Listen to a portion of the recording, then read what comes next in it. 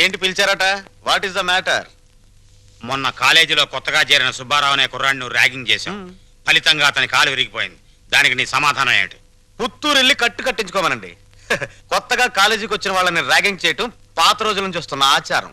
దానికి ఇప్పుడు విచారణ ఏంటండి నా బొంద? ఆ కుర్రాడి సంగతి అలా ఉంచు. రాణి అనే అమ్మాయితో నువ్వు తిరగటం అందరికీ తెలుసు. ఆ అమ్మాయి జీవితాన్ని నువ్వు నాశనం చేశావు. ఆ పెళ్లి ఇప్పుడు గర్భవతి. నాకు తెలియకుండా మీకెలా తెలుసు సార్? మీ దగ్గరకు వచ్చి చెప్పుకుందా? Shut up.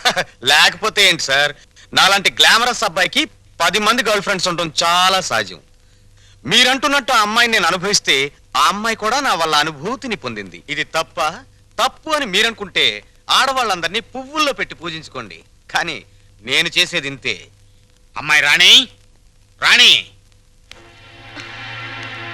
ఇతను చెప్పిందంతా విన్నావు కదా?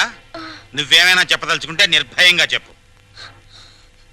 సార్, ఏ పరువు గల ఆడపిల్లైనా కావాలని కాలు జారదు. ప్రేమించిన వాడు తనే సర్వస్వాన్ని నమ్మించినప్పుడు విచక్షణ పోవచ్చు. నన్నంత నమ్మించి దుర్మార్గానికి హద్దులు ఉండవని నిరూపించాడు ఈ మహానుభావుడు.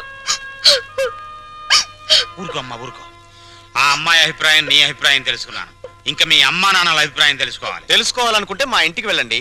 వాళ్ళు మన క్యారెక్టర్ కి యూ సర్టిఫికెట్ ఇస్తారు. అక్కర్లేదు.